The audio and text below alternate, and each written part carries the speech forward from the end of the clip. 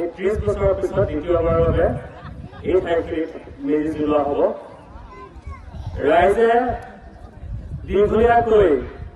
একাংশ অচিনাকি মানুহৰ সৈতে এই অঞ্চলৰ ৰাইজে যুঁজ দিবলগীয়া হৈছিল আৰু এই যুঁজৰ পিছত যোৱা বছৰ মেজিৰ জুই জ্বলাই ইয়াত আমি ভগৱানৰ ওচৰত প্ৰাৰ্থনা জনাইছিলো যে এই অচিনাকি মানুহসমূহ চিৰদিনৰ বাবে আমাৰ পৰা আঁতৰ হওক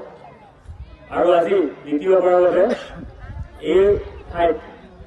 মেজি জ্বলাই আমি ভগৱানৰ ওচৰত প্ৰাৰ্থনা জনাম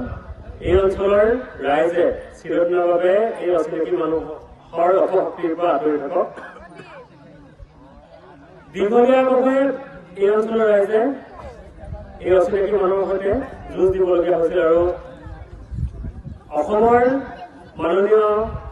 মুখ্যমন্ত্ৰী ডক্টৰ হিমন্ত বিশ্ব শৰ্মা ডাঙৰীয়াৰ নেতৃত্বত এই ৭৫ পাৰ বোমা এই অঞ্চলত থকা 111টা হিন্দু পৰিয়ালক সুৰক্ষা দিবলৈ মুখ্যমন্ত্ৰী মহোদয়ে যি চেষ্টা কৰিলে এই চেষ্টাৰ বাবে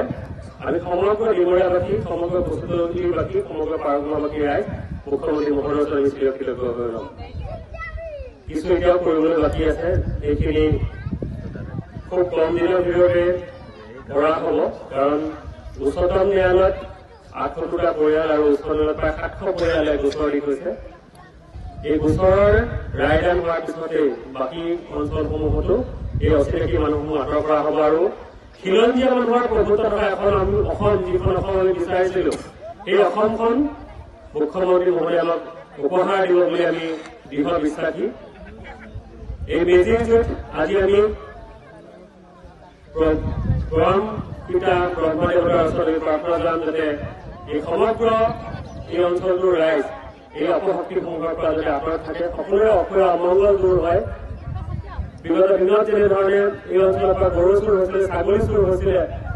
শস্যৰে ভৰা পথাৰৰ পৰা মানুহে এই অচিনাকি লোকসকলে ধান কাটি লৈ গৈছিল, গৰুক ধান খুৱাই দিছিল, মহত ধান খুৱাইছিল, ছাগলীক শস্য খুৱাই দিছিল, সেই দিনসমূহ যাতে আঁতৰ হয়। খিলঞ্জীয়া প্ৰভুত্ব থকা এখন সুন্দৰ অসম যাতে আমি লাভ কৰিব পাৰোঁ সেই আশা আমি মনত পুহি আজি পৰম পিতা ব্ৰহ্মাৰ ওচৰত আমি প্ৰাৰ্থনা জনাম আৰু চিৰকালৰ সৰ্বকালৰ বাবে খিলঞ্জীয়া মানুহৰ প্ৰভুত্ব থকা অসম, খিলঞ্জীয়া মানুহৰ প্ৰভুত্ব থকা এখন সুৰক্ষিত ডিমৰীয়া, এখন আত্মনিৰ্ভৰশীল ডিমৰীয়া যদি আমি গঢ় দিব পাৰোঁ সেই আশা মনত পুহি বক্তব্য সামৰণি মাৰিছোঁ। সকলোকে পুনৰ যিকোনো খবৰৰ বাবে যোগাযোগ কৰক আমাৰ এই নম্বৰত 9181 307 221।